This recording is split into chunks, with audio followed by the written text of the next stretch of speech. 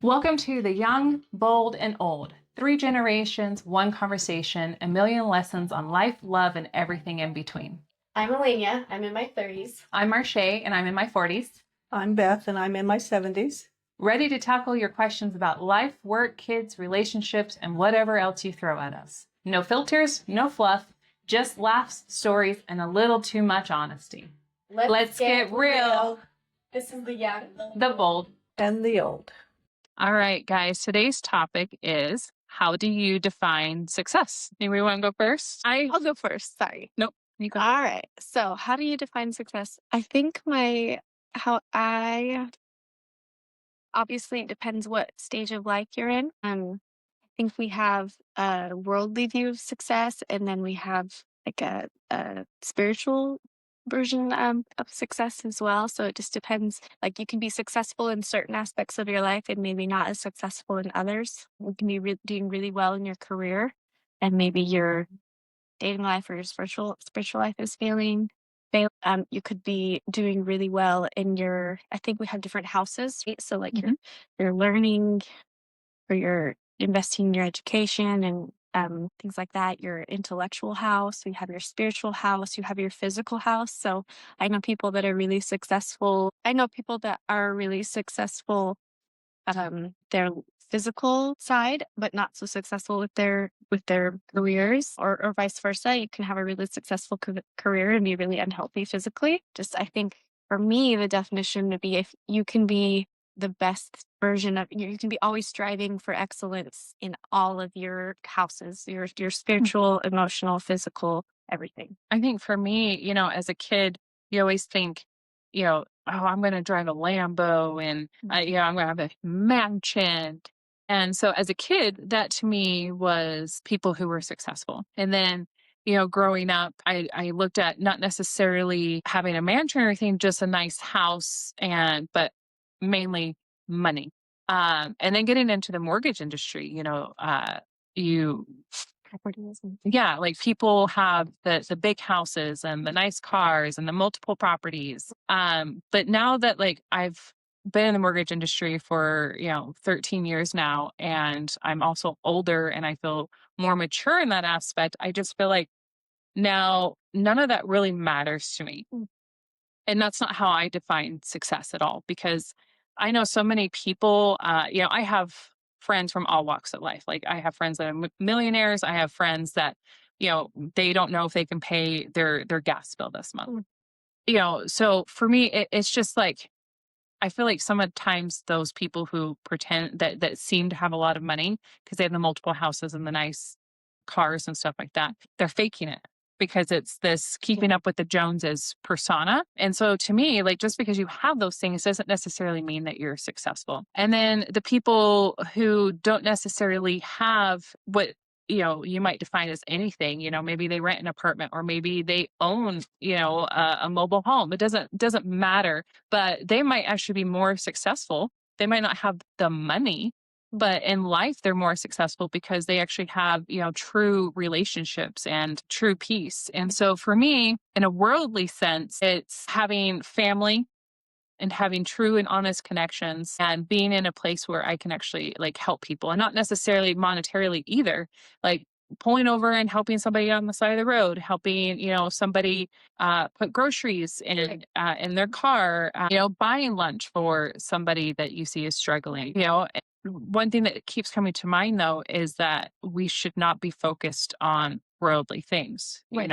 We should be, it doesn't matter our abilities, our success, what we own, what we don't own. God has given us what he deems necessary for us, whatever that might be. And for me, that's how I define success, is what God has given me. That, and my walk and my faith with him, that's where my success is him. It's nothing to do with me, nothing that I own, nothing that I achieved. Is everything that he has provided for me. And that is my success. And that's how I define success. Yeah. What do you think, Ma? I agree. I define success as being happy. Yeah. Nothing more than being happy. What do you mean? By just happy with your life, not always stressed, or just being content. Content and happy. Yeah. Yeah. And that could mean that could look a lot of different ways. Like kind of like what we Yeah. yeah, that could Because look different. I feel like a lot of people they just put so much monetary. Like Mm. once I get X amount of dollars, then I know Then that yeah, And I can retire, then I can enjoy my life. it's always the next thing. thing that Yeah. will make you feel at peace. And they'll never be happy. And that's the thing, like that I know people who have this persona of being successful and being rich. And it's really a facade. Like Mm. they're like one credit card away from filing bankruptcy and like Right. losing everything. And to me, that's just faking it, you know? And then And even if they do have lots of money and they'll never, billionaires and stuff, doesn't mean that you're happy. right. I- Happiness has a lot to do It with has a that. lot to do with that. I think I had an experience where when we first moved into this neighborhood, like we're probably the youngest people in this neighborhood. You helped us buy our house. It was definitely stretched financially, but it was all, and it was such a jump for us to learn how to budget for our mortgage and all the things we had to learn to being homeowners and all of it that entails. And we also are striving. I mean, I think we're all guilty of, and maybe not guilty, but I think it's good to have a work ethic and to want to strive for excellence Absolutely. in life. But I think the key is being content. But I was definitely feeling, I've been guilty of not feeling content while I'm trying to, it's like, I wanted that RV. I want to be able to do this. I want the nice horse trailer. I want this. And when you kind of learn to stop and be appreciative and steward well what you have, you can slowly get there. But I'm definitely we wanted to get an RV to go camping, and we got this little piece of junk RV off of KSL, and we drove down to like Gunnison to buy it. And honestly, the inside the bones are actually pretty good. Like it's the outside, it looks like it belongs in a junkyard. I think it's cute. We've got to paint it, but it's just a cute little, like, I want to make it cute and vintage, and we started finishing the inside, and right around that time when I lost my job, or I kind of lost slash quit my job. It was a weird thing. My job was ran by a federal grant. My whole position at the school was funded by state and federal grants, and a lot of that was funded by like COVID money and a state grant called the Utah Works grant that they rewrote it in January, and then they wrote my position and a few other positions and things out of the grant. So my position ended, and so I lost my job. They rehired me as like a part-time. They couldn't afford to lose me, so I got rehired. But I guess the point of that is we had like some financial stress right when we decided to buy this freaking RV. And one of my neighbors came over, or I just for some reason stopped at this RV place, and he happened to be one of my neighbors in my neighborhood. Oh. And we were fixing up this RV, and we just became pretty close as neighbors. But he redid our whole bathroom and shower and just paid for all of it. That's crazy. Wow. Out of the goodness of his heart. Yeah. And he just said, "You guys remind me of when me and my wife were like young I love that. and starting." And he said, "I used to buy hay or just from this farmer." And he gave me, I don't remember the story, but he was like, he had kind of a guy that used to help him and his wife. And he's like, "I've had so many people help me when I was young, a young couple just trying to make it in life. And I think you guys," and so it was so humbling, and it made me realize, like, I want that. I can't wait to be able to, and he's like, "We've been so blessed with my business and we're okay." You know what I mean? Like they're content in life. And I was like, what a blessing to be able to bless others. Like I want to be, like you said, and you guys, I know you guys serve other people, but money isn't an evil. It can be. It can be if it's not stewarded well, if it's not used well. But money can be such a blessing, and you can bless others immensely. So, But in the Bible verse actually doesn't say money is evil. It says the love of money. And so that's the thing is if you have money, what are you doing with that? Are you using that to help people to serve God, or are you using it to serve yourself? right. And that's the difference, and I think that's so cool of your neighbor, because I feel like a lot of people, they kind of forget where they come from, and they're not there to help the little people. And they started out down here and now they're up here and they can, but they're like, "Oh no, I've worked too hard for my money." And I think that's the wrong mindset. The King of Saul mindset. Right. I've Yeah. done this out of my own Right. My own adopted. Yeah. Yeah. But I mean, myself. when it Without- comes to buying things, because it kind of reminded me of something that, Aaron and I have adopted an attitude. Well, there's two things that we adopted. One, Yeah. we don't buy anything same day. We wait at least 24 hours because of the whole emotional buying, like Mhm. the new car, the trailer, anything that's the big. grumpy shoes. Yeah, right. Right. Anything big, we wait 24 hours, we talk about it, and the salesman always gives you that, like, well, there was 5 people here that came and saw this today. Okay, well, if it's not here tomorrow, then it's not meant to be. So it takes the emotional aspect out of it. The other thing is that we pray about it. Yeah. Like, I don't, we just bought our horse yesterday, and yeah, but I didn't make that purchase without praying first. Right. And it doesn't matter what it is. It could be something super small. And I always pray about it. And if that's the way to go, then that's what we do. Mhm. And that's why success for me doesn't define, like, it's not monetary. It's not what I own, what I don't own. It's what God has given to me and my relationship with him. And so when I say when God has given it to me, I'm not like, but my success is because he's given me so much. God could take everything away from me, and my relationship with him and my trust and belief in him is what makes me successful. Mhm. And I'm Amen. grateful for the things that he has allowed me to have. Right. And it's the mindset of that whereas if we all prosper, we prosper together because we're bringing up those around us. It's the prosperity. I mean, Yep. yeah, prosperity. Absolutely. I agree. It's a gift and a privilege. Well, should we move on to our second topic, I should say? All right. What is the weirdest thing you ever ate, bought, or believed?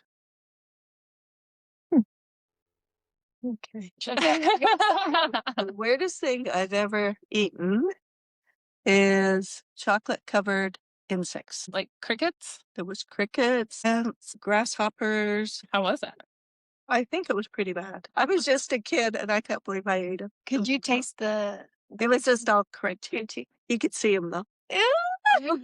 No, thank you. That's the one thing. That's the one thing that I just have such a hard time with. I know, like, they're covered in chocolate, yeah, but like, Yeah, no. What about for you? okay, so Ate, bought, or believed? I will go also with the weirdest thing I've eaten. So when I was in China, I went to